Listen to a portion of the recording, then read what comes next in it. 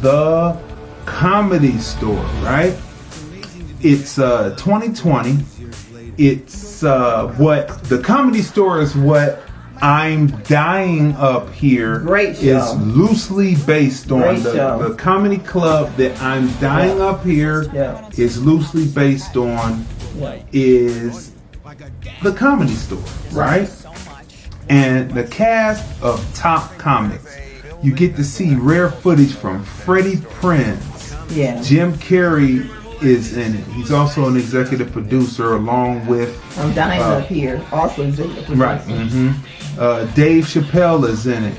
Whitney Cummings is in it. Sam Kinison, rare footage on Sam Kinison. Jay Leno, David Letterman, J.J. Walker, Richard Pryor, Chris Rock, Bob Saget, Sarah Silverman, just to name a few of the comics. If you love comedy, if you like to laugh, jokes are timeless. And you will be watching this documentary and you will be it's a chuckle a second in this documentary, right? Right? Pauly Shore's mom, you know, Pauly Shore was real popular in the 90s, right? All over MTV. He was a stand-up comic, had movies and all that. His mom and dad owned the Comedy Store, right? The comedy club I'm Dying in Here is loosely based on, you know, the club, like I said before, also on Showtime. Let me play a little bit of that trailer too. I'm Dying Up Here. You have to watch that show. Executive produced by Jim Carrey. So let's give a synopsis of what's going on with the Comedy Store, right?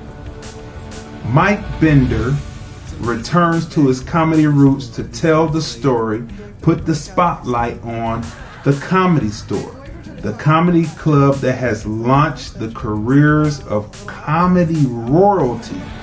Owned by Mitzi Shore, Pauly Shore's mom, it is the place still starry-eyed comics up and coming want to work out from. They want to work and they want to build their routines. If they go on late at night, they want to build to get to that main stage to then possibly branch out and get to other places. Back in 1972, beginning in 1974, it was the Tonight Show. When Johnny Carson moved out to LA, that people came straight in through the Comedy Store, right?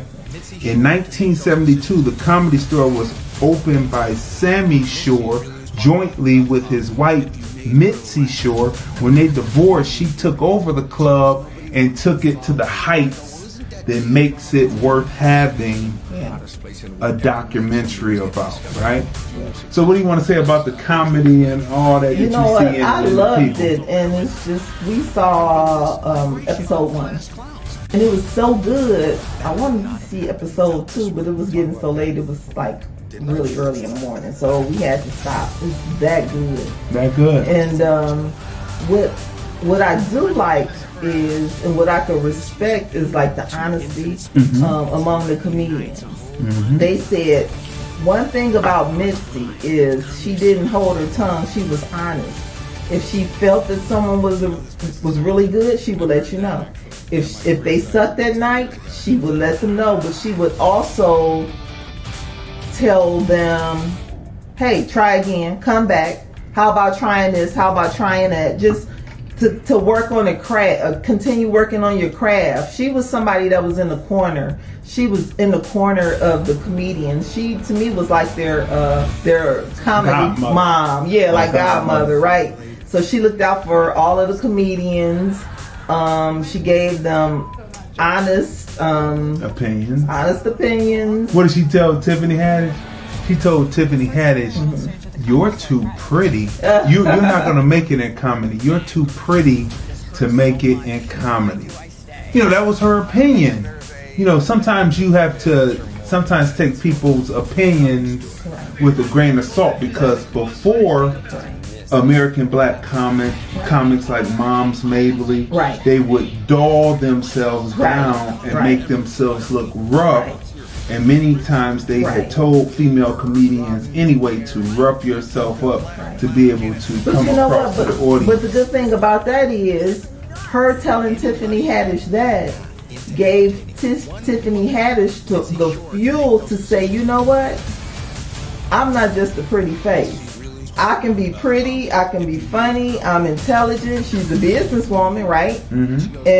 And that right there helped light a fuel under Tiffany to show Tiffany, hey, I can be funny and pretty. But you know, at the same time, kind of in the 90s, Lathan came out with Russell Simmons and Def Jam comedy. So that kind of like opened up a vehicle for black comics. Yes. And so, you know, you could be pretty as long as you could sling a joke, as some people say. Right? And I love how Kevin Hart, you know, I love how he opens the door for so many comedians. And, you know, and he's given, still to this day, he's given a platform to many comedians, and Tiffany Haddish was one, right? Was one of them. Yeah. That's right. So we reviewed a few of her films, executive produced by Kevin Hart, and we also reviewed a film that her and Kevin did together. Mm-hmm. So people, Night School. So people, listen. Sometimes Night School was hilarious. People can have opinions, but that doesn't mean that it stops you from doing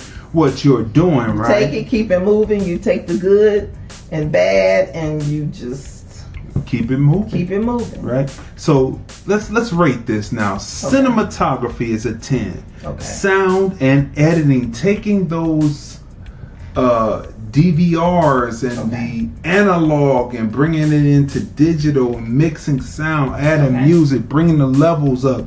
That is a 10. Yes. Right. Characters, making the comics. Characters to tell this story. That's a 10. Yeah. Timeless comedy. Comedy is timeless. Yeah. Comedy is timeless. It doesn't matter when you hear it, unless it's something that's specific, that's about something happening in that time. But general stories about life experiences, people usually experience similar things, so that's what makes it funny. That's a 10. Capturing the feeling of the time, that's a 10. Yeah. The Comedy Store as a location that people wanted to be at. Yeah. Capturing that feeling within the story, that's a 10. Yeah. Story beats, especially with the Freddie Prinze story. Right, that's one of my favorite parts. Yeah, they tell the Freddie Prinze story, then in episode 2 they go in and they talk about the Mitzi Shore story. Yeah. That's a 10. Yeah. Objectivity, subjectivity. Yeah. It's a good balance there. So you give it a 10. Yeah. Historical facts about the club, about the comics, etc., where they came from. Right. That is a 10. Yeah. So what would you rate the Comedy Store? You know what? I would give it a 10 for all of the same reasons. I love the storytelling.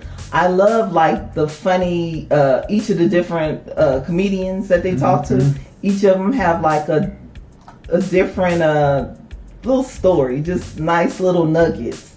Like with Freddie Prinze Jr., right? No, Freddie Prinze. Freddie Prinze Jr. is his son. Right, okay, with Freddie Prinze. Jimmy Walker tells a story. So I'm not going to tell this story. You have to see it when you watch it, but he tells a very interesting story, and it involves John Travolta. Yeah, so you have to watch that. So I love just like the little story, just the little nuggets that they give you, and just it's well done. It's hilarious. It's well done, entertaining. So the Comedy Store is a 10.